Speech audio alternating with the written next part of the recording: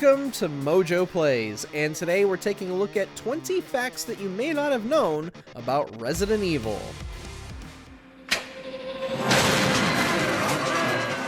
Biohazard 2. Before we begin, we publish new videos all week long, so be sure to subscribe to MojoPlays and ring the bell to be notified about our latest videos. The Secret Link.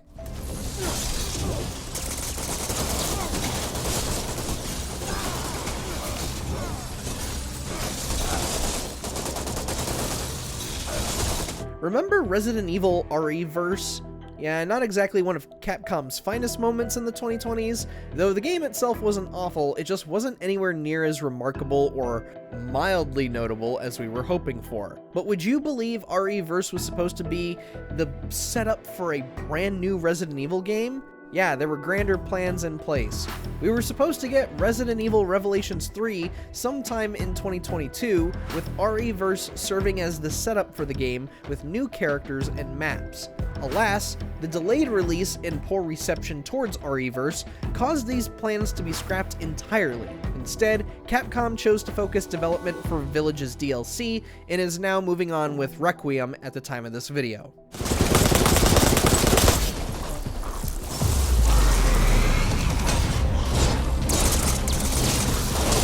A reversed reveal. It's funny how RE3's remake is more memorable than the multiplayer component Resident Evil Project Resistance. In all honesty, that was bound to happen as Resident Evil has rarely been more than decent at multiplayer. However, does anybody remember how the two halves of RE3's remake were revealed? You may have forgotten about this, but Resistance was initially revealed as if it was its own game. It wasn't until December 2019 during a Sony State of Play when we got a new look at, quote, the unannounced campaign portion of Capcom's Project Resistance, end quote. Yeah, this was one of the wildest and cheekiest bait and switches we had seen in video game marketing, though Capcom might have taken a bit of a PR hit by putting so much focus on Project Resistance. Speaking of intense, we've got an exclusive reveal of the unannounced campaign portion of Capcom's Project Resistance. RE5 3DS. Okay, rookie, let's see what you got. If you want to survive, then you better listen up and do as I say. When you look at the entirety of the Nintendo 3DS's lifespan, you'll find that Capcom was one of the biggest publishers on the platform, as it threw almost every game it could possibly squeeze onto the handheld. Capcom briefly even toyed with the idea of putting Resident Evil on the 3DS, as this was the system where the first Revelations was released on. At some point, though, Capcom was even looking at possibly making a port of RE5 for the system due to the existence of an internal tech demo. For one reason or another, this tech demo turned into an entirely different project in the end, and that is how we got Resident Evil: The Mercenaries 3D. When chaos brings order. What are you doing?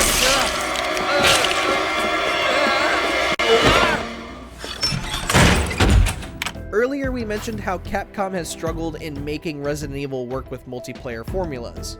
Well, admittedly, the closest they've ever gotten to making it work was with Resident Evil Outbreak. The spark in Outbreak was first discovered when producer Noritaka Funamizu had Capcom staff playtest a multiplayer build of RE2. Funamizu had noticed how everyone played Resident Evil differently when in a group. One player would be the hero, one may be cowardly and run away, another may be the pack mule for items, and so on. This would wind up inspiring the RPG-esque formula for Outbreak, specifically the different stats each character has in the game. Begging for advance.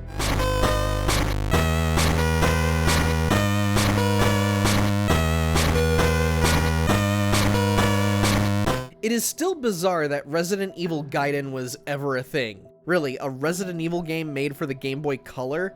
It's neat in how it was executed, but overall, not a great game. Would you believe that it could have been better though? While making Gaiden, development studio M4 had begged Capcom and co-publisher Virgin Interactive to allow them to shift the project over to Game Boy Advance when that system launched in March 2001. M4 even went so far as to create a prototype to show what they could do with the advancements. Sadly, Capcom would not budge. According to the two publishers, it was better to stay the course due to cheaper costs in making games for Game Boy Color compared to GBA. And look what we got out of it.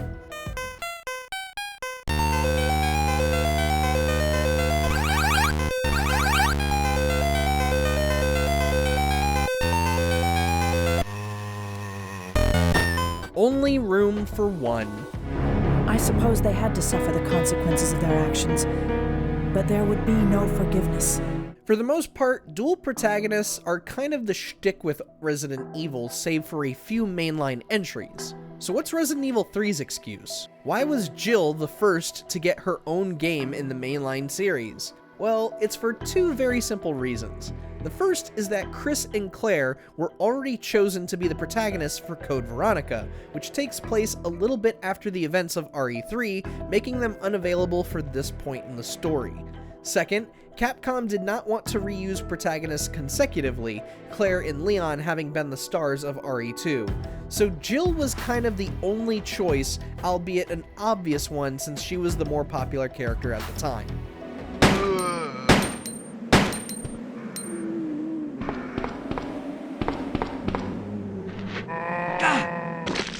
The value of budgeting.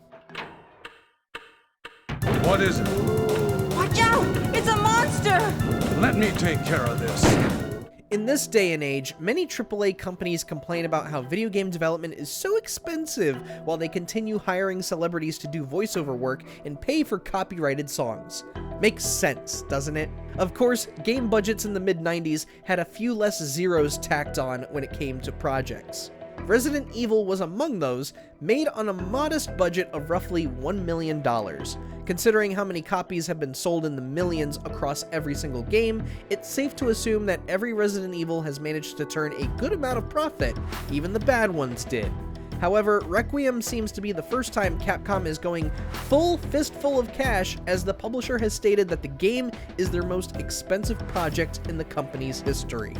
I know that's where your mother was murdered. Alyssa died 8 years ago. The Joke and the Cyborg. I'll try the door on the opposite side. This mansion is gigantic. We could get into trouble if we get lost. While we're on the subject of the original Resident Evil, let's talk about two characters that were supposed to be a part of the game, but never made it in. Instead of Rebecca and Barry, Chris and Jill were supposed to be joined by a black man named Dewey and a hulking cybernetic man named Geltzer.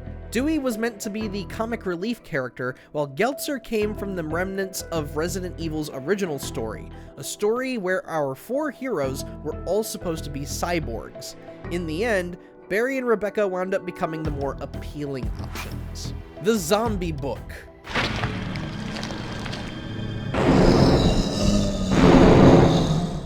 And what about the other member of STARS, our sneaky little traitor Albert Wesker? Well, Wesker wasn't added into the story until after Dewey and Geltzer's removal. Capcom had brought in Kenichi Iwao to expand upon the story, leading to an altered cast and new story elements. Wesker was added into the game as a spy for Umbrella, but that's not the funny bit about his inception. During recording for the voiceover, actor Richard Wall took inspiration from Disney's The Jungle Book for Wesker's voice. Wall loved the arrogance and posh voice of Shere Khan that he used the character as a base for how Wesker should sound. Today, Wesker's entire character has cemented his status as one of gaming's best villains ever. Spooky or spoopy? Don't open that door! But Chris's!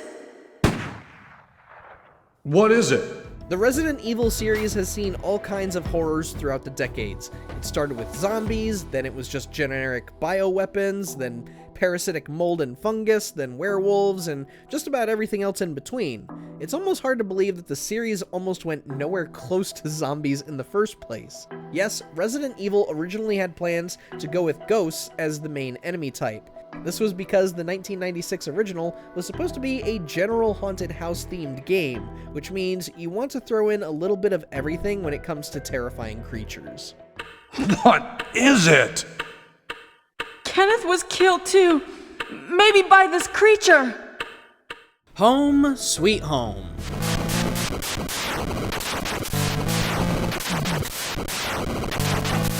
While franchises like Resident Evil have gone on to attain legendary status across the wide world of entertainment, even the most successful properties need to have taken inspiration from somewhere else. In the case of Capcom's action horror franchise, that inspiration came from a little NES game called Sweet Home.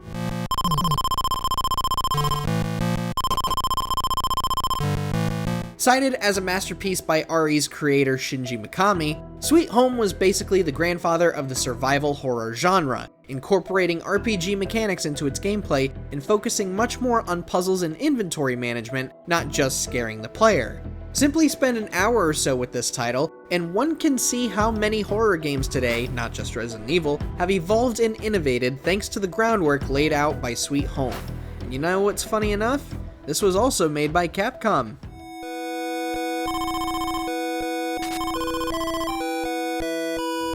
First-person origin. I've called in the game. I'd really like to make it out of this room alive and not die a horrible, painful death. When Resident Evil 7 launched in 2017, many were surprised at Capcom's new angle for the franchise, some claiming that Capcom was taking cues from other successful horror titles like Outlast and Amnesia. However, the first-person angle has been a desire for Resident Evil since the very first game.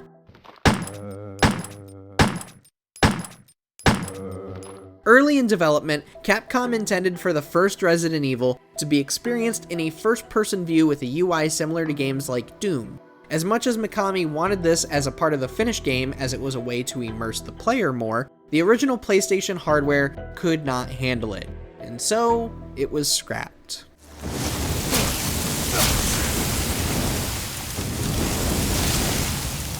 Getting scared with friends. Beats me too. Now it's Wesker's time to disappear. I don't know what's going on. During the first game's development, Resident Evil was aiming for an ambitious feature that few horror games offered at the time: co-op. When the game was shown off in 1995, gameplay footage and screenshots showed both Chris and Jill exploring Spencer Mansion on the same screen and fending off zombies. Let me take care of this. As history has shown, this feature was not implemented into the final game. The reason was very much the same as the first-person camera. The PlayStation hardware just simply could not handle it. Mikami himself admitted that the co-op gameplay wasn't good enough. It wouldn't be until 2009's Resident Evil 5 when the series finally got to dip its toes into co-op gameplay. That was too close. You were almost a Jill sandwich. Late homework. Hey! Come here! You want to know what wasn't planned and yet made it into the final game? The hokey voice acting. Towards the end of development, Capcom came to a sudden realization. This game, with Japanese audio, was also getting shipped to the West with not an ounce of English in it. Worried that this would turn off potential customers, Capcom scrambled for English localization. Alpha Team is flying around the forest zone situated in northwest Raccoon City, where we're searching for the helicopter of our compatriots Bravo Team. American actors were quickly rushed into Japan to film the FMV sequences, and the actors were only given 2 takes for every scene. Thanks to the minuscule budget for this rushed piece of development, the campy nature of Resident Evil ended up being one of its strongest aspects and an expected portion of the franchise. Now, Jill, can you go? I'm going with you. Chris is our old partner, you know. It's always DOS. It isn't uncommon to find games with different names across different countries. Resident Evil was basically forced into having a different name, specifically for its North American release. Capcom had planned to release the game under the name whoops, why the hell did I do that? What the frick?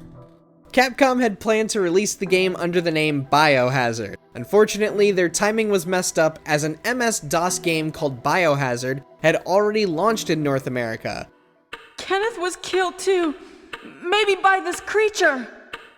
A metal band in New York was also using the name Biohazard. And so, Capcom's North American offices held an internal contest, allowing the staff to decide the new name. Much to the chagrin of Capcom Japan and Mikami, the name was chosen, and the rest is history. Resident Evil. Legends meeting legends.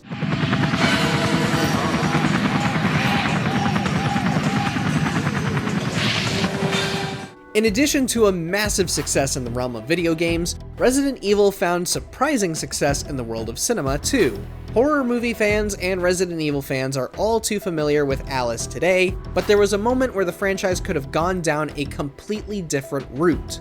After directing a commercial for Resident Evil 2 in 1998, the late filmmaker and grandfather of zombie films, George A. Romero, was approached by Capcom to direct a Resident Evil movie.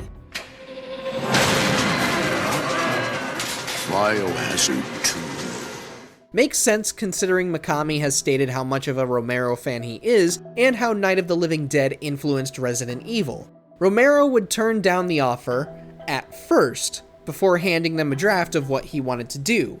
According to Romero himself, Capcom and production house Constantine Films liked the script. The head of Constantine Films, on the other hand, did not, and they went with Paul W.S. Anderson's version instead.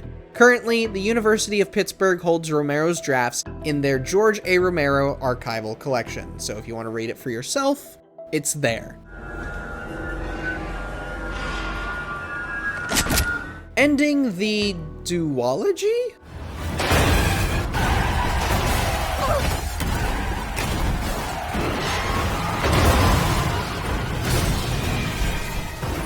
As we've seen thus far, Resident Evil hit so many significant points where the series could have ended up being drastically different from the one we know today.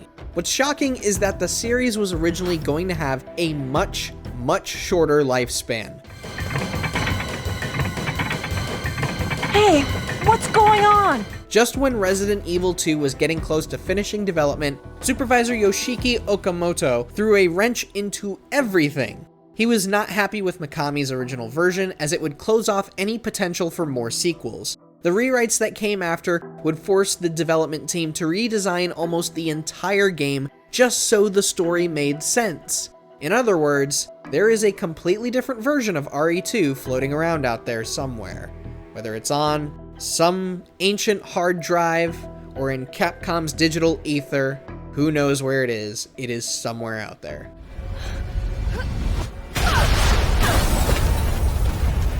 Horror in your pocket.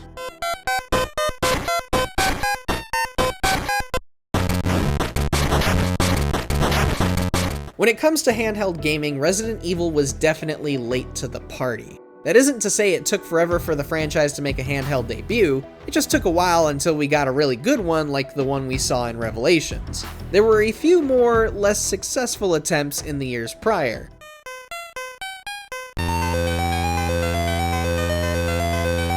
Resident Evil Gaiden, released for the Game Boy Color, featured a weird blend of shooting gallery gameplay with an RPG-like setup. You know, the enemy approaches you, you get ambushed, and then you're taken to another screen, the whole 9 yards. Then we had the clunky pocket game from Tiger Electronics. Yeah, that was a thing. And then you had the DS remake of the first game, Resident Evil Deadly Silence, that was only released in Japan and featured a surprisingly decent multiplayer mode. Still waiting to hear from Capcom as to why us Westerners never got that one. Why is that, huh?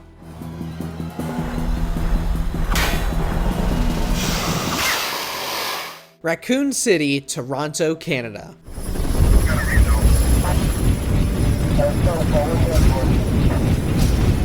Location scouting is incredibly important in entertainment when you're trying to make your experience invoke a certain tone or atmosphere. With its countless exotic landmarks, one can easily decipher what regions of the world Capcom pulls from for Resident Evil. But one location remains somewhat of a mystery. What is Raccoon City based on?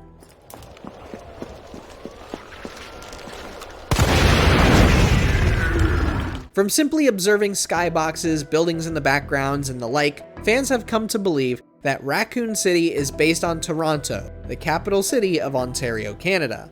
It is worth mentioning that Capcom has never officially confirmed where in the world Raccoon City is, and they likely never will. But we know the answer. We know.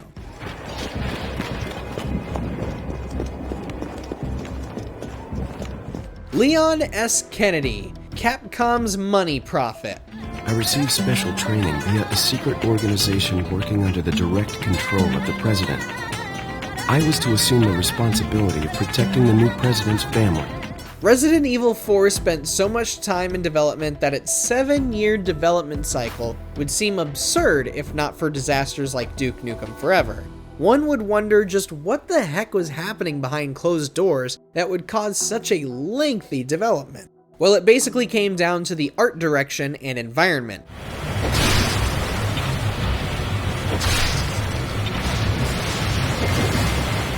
At one point, RE4 involved demons, but the theme didn't feel like Resident Evil. However, the concept would be recycled for Devil May Cry, which would go on to become another massive Capcom franchise.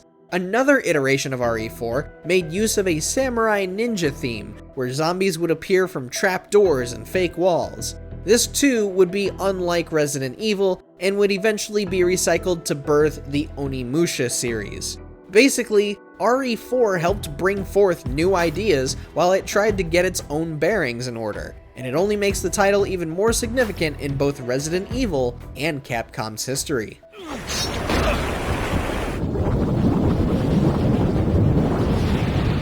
Did any of these Resident Evil facts surprise you? Let us know down in the comments, and be sure to subscribe to MojoPlays for more great videos every day.